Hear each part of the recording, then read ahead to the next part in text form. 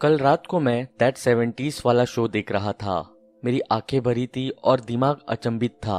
मुझे झपकी सी आई कि अचानक से आंगन के दरवाजे के आवाज से मेरी नींद खुल गई। आधी खाई हुई चॉकलेट चिप कुकी मेरे हाथ से नीचे गिर गई। उसकी आवाज से मैं उठ चुका था। कोई जानवर होगा, मैंने सोचा, या ऐसी ही कोई आवाज होगी। एरिक फोरमैन कितना नासमझ है, बिल्कुल समझ के बाहर। एरिक लकी है, मुझे ये शो पसंद है। मैं ये सोच रहा था कि वापस सो गया। इस बार सीलिंग से आवाज आई।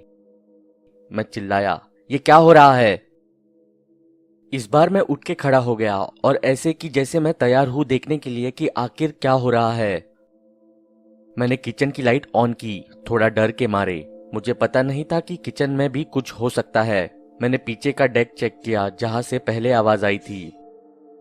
बहुत ही अजीब बात है, मैंने सोचा। फिर कुछ नहीं हुआ तो मैं वापस रिलैक्स करने लगा। मैं अभी डरा नहीं हूँ, पर डर सकता हूँ। मैं एक कॉलेज स्टूडेंट हूँ, समर हॉलिडे स्पेंड करने आया हूँ अपने पेरेंट्स के घर जो डाउनटाउन डीसी में काम करते हैं। वो बीच पे है, तो मैं इस बड़े घर में अकेला हूँ। अभी 10:36 हो रहे थे कि दरवाजा खटखटाने की आवाज आई। अब घर में कोई भूतिया मूवी के सेट पर होता या कुछ स्कैरी देख रहा होता तो मैं ऑटोमेटिकली उन आवाजों को और दरवाजा खटखटाने को उनसे कनेक्ट कर देता, पर ऐसा कुछ था नहीं तो मैंने नहीं किया। मैं उन आवाजों से अभी भी चिंतित था, पर जब दरवाजा खटखटाया तो मैं उन आवाजों को भूल गया। शायद कोई सेल्समैन होगा या डाकिया। मुझे याद है बहुत पहले एक बार एक यूपीएस का आदमी आधी रात को कुछ ड्रॉप करने के लिए आया था। उस टाइम मैं अकेला ही उठा हुआ था तो मैं बहुत डर गया था। शायद ये कुछ वैसा ही होगा, मैंने सोचा। शायद ये मेरा दोस्त भी हो सकता है जिसे आना था पर कहा कि वो थोड़ा थक गया है। वो कभी कभी थोड़ा अलग हो जाता है, पर फिर शायद लगा उसने बिना बताए प्लान चेंज कर लिया हो। आई थिंक मुझे वहां जाना चाहिए और जो भी है उसे बोलना चाहिए कि मुझे अभी प्राइवेसी चाहिए। ऑफ कोर्स अगर वो फ्रैंक नहीं है तो। सिचुएशन थोड़ी वियर्ड सी थी। मुझे जो कुछ भी वेपन जैसे लगा मैंने उठा लिया। ये एक पुरानी लैक्रोस स्टिक थी। मैंने उसे अपने सर के ऊपर से पकड़ा, एक लाइट सेबर की तरह। मैंने दरवाजे के नीचे से देखा तो मुझे किसी की पतली सी टांगे दिखाई दी। उसने पुरानी चप्पलें पहनी थी। ओके, तो ये थोड़ा अजीब है। ये कोई पतली सी लड़की है, शायद कंफ्यूज्ड हो, किसी दोस्त से मिलने आई हो और गलत दरवाजा खटखटाया हो। साथ वाला घर हमारे घर जितना ही है, पर हमारे घर जैसा नहीं लगता। पर पता नहीं इस टाइम और क्या हो सकता है। इतना सब कुछ मैंने कुछ ही सेकंड्स में सोच लिया। जब तक मैं किचन से फ्रंट डोर तक पहुंचा, मैं जैसे ही बड़े मॉडर्न डोर के सामने खड़ा हुआ, मैंने अपनी लैक्रोस स्टिक पीछे छुपा दी ताकि वो अनजान इंसान उसे देख न ले। मैंने जैसे ही डोर नॉब को पकड़ा, दरवाजे की दूसरी तरफ से आवाज आई। कुछ साफ सुनाई नहीं दिया, बस कुछ फुसफुसाने की आवाज आई। मुझे लगा कि चप्पल वाली लड़की के साथ कोई है, क्योंकि मैंने अभी तक दरवाजा खोला भी नहीं है और उसे पता भी नहीं है कि इस घर पर कोई है या फिर दरवाजे के उस पार कोई है। फिर भी वो लड़की बातें कर रही थी, या फिर वो खुद से ही बातें कर रही हो। मेरा हाथ रास्ते में ही फ्रीज हुआ, जैसे मैं कोई स्टूपिड सा रॉबर्ट डांस कर रहा हूँ। मैं थोड़ा रुक गया क्योंकि मैं थोड़ा डिस्टर्ब फील कर रहा था बाहर की आवाज सुनने के बाद। मैं थोड़ा और रुका, कोई आवाज नहीं आई। मैंने अपनी नाक से एक लंबी सांस ली और मुंह से छोड़ी। मैंने 3 कदम दूर से दरवाजा खोला, जैसे कि कोई बच्चा डर रहा हो कि उसके अलमारी से एक मॉन्स्टर निकलेगा। मैंने राइट तरफ से अपनी बॉडी बाहर निकाली और मुझे 2 फेमिनिन आकार अपने दरवाजे के बाहर घर के सामने दिखे। मैंने सबसे पहले वो टूटी हुई चप्पलें नोटिस की। मैंने ऊपर होते हुए उसे पूरा देखने की कोशिश की।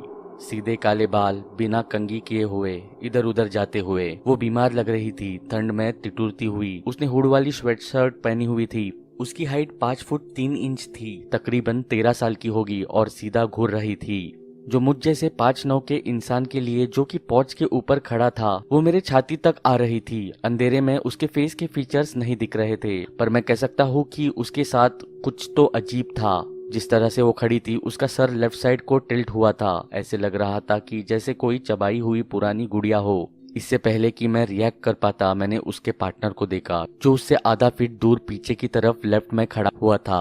वो एक छोटी लड़की थी, शायद 9 साल की। उसने फटी सी डार्क ब्लू शर्ट पहनी हुई थी, काली पैंट्स और बारिश वाले जूते। उसके भी सिमिलर काले बाल थे, पर उसका अपनी बहन के जैसा विचित्र आचरण नहीं था। मैंने इन दोनों लड़कियों को देखा और मुझे कोई आइडिया नहीं है कि दरवाजा खोले कितनी देर हो चुकी है। क्या इन्होंने कुछ बोला? क्या मैं कुछ बोलूं?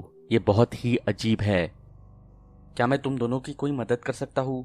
मैंने उस टोन में पूछा जिस टोन में मैं बच्चों से बात करता हूँ, और साथ ही मेरे अंदर एक डर भी था। मैं हकलाने लगता हूँ जब मैं नर्वस या एक्साइटेड होता हूँ, और यहाँ मेरे मुंह से आवाज भी नहीं निकल रही थी।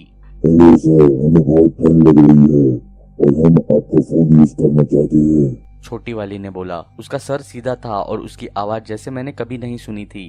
वो लड़कियों की तरह थी, पर हर शब्द अलग तरह से था, जैसे कि किसी मशीन से शब्द फेंके जा रहे हो, एकदम रॉबर्ट के जैसे। पर वो थी तो एक इंसान, एक छोटी लड़की जिससे मैं बात कर रहा था। वो अपनी एज जैसे साउंड नहीं कर रही थी, वो कोई 14-15 साल के जैसे साउंड कर रही थी, पर वो 10 साल से ज्यादा नहीं लग रही थी। उसने मुझसे क्यों बात की और अपनी बड़ी बहन से क्यों नहीं? यहाँ हो क्या रहा है? इसकी बड़ी बहन शर्मीली है, दिमाग से खिसकी हुई। क्या मैं कोई सपना देख रहा हूँ? मेरा फोन यूज करना है, इससे क्या मतलब है? ऐसे लग रहा था जैसे वो कोई स्क्रिप्ट पढ़ रही थी और कोई सवाल मिक्सअप कर दिया। मैंने सोचा शायद वो मुझसे कुछ और पूछना चाह रही थी। समझ नहीं आ रहा था उसके सवाल का क्या जवाब दूं।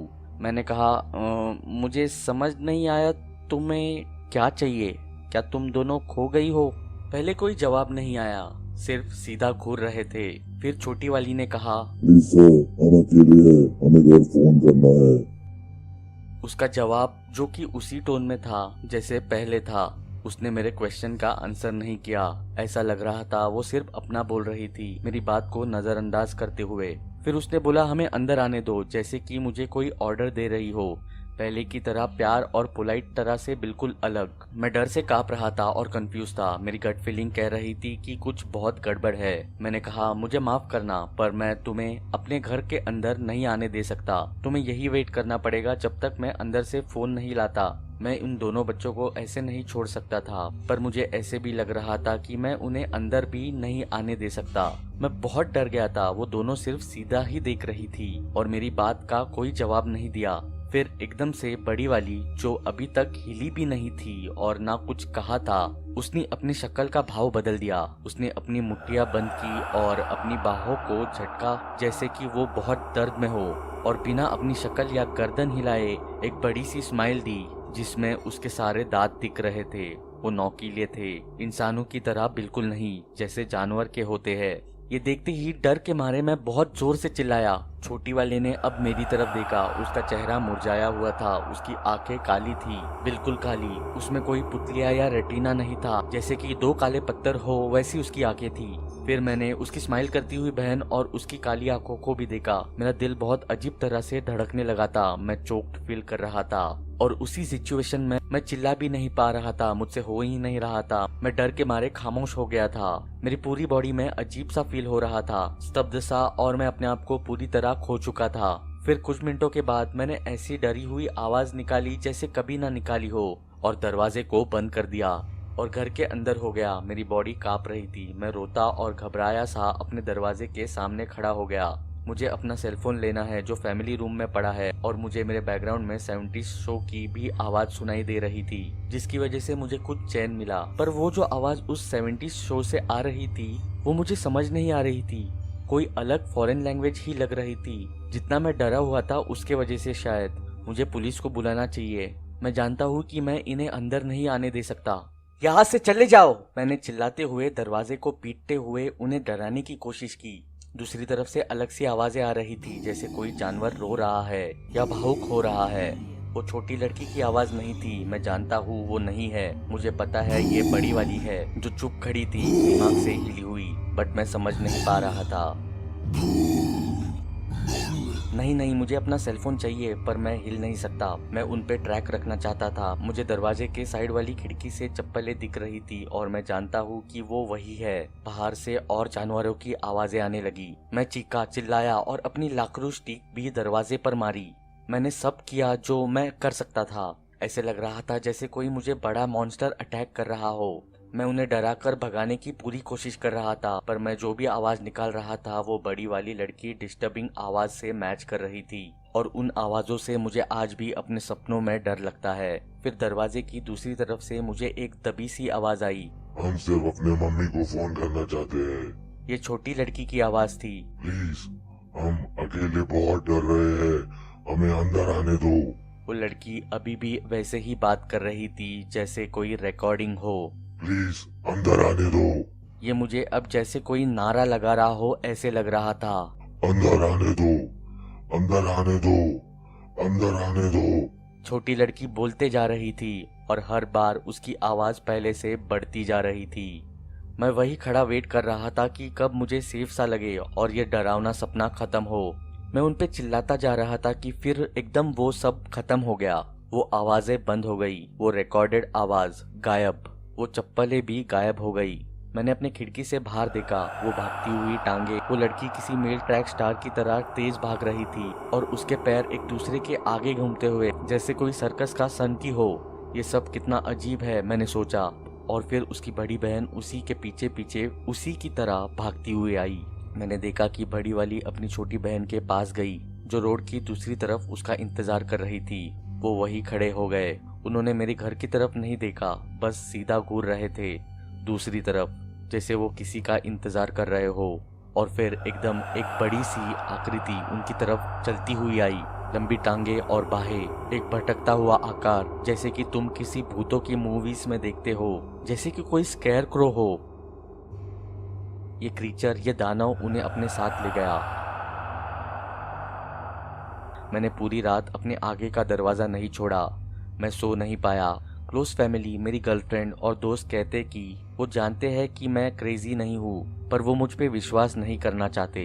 ये जो भी था बहुत ही अजीब था। वो जो कुछ भी था वो सच था, जैसे कुछ लोग हमें ओवर पावर करना चाहते हैं, वैसा कुछ। मैं नहीं जानता कि ये क्या था, पर वो अंदर एक डर सा पैदा कर देता है, जैसे मैंने कभी पहले एक्सपीरियंस नहीं किया था। मैं पूरी रात उठा रहा, बहुत डरा हुआ। मैंने अपनी आंखें खोली। मैंने सोचा वो अजीब सी बड़ी वाली लड़की, शायद वो अभी भी मेरे दरवाजे के बाहर हो, मेरी तरफ मुस्कुराती हुई, मेरा वेट करती हुई कि कब मैं अपने घर से बाहर निकलूं।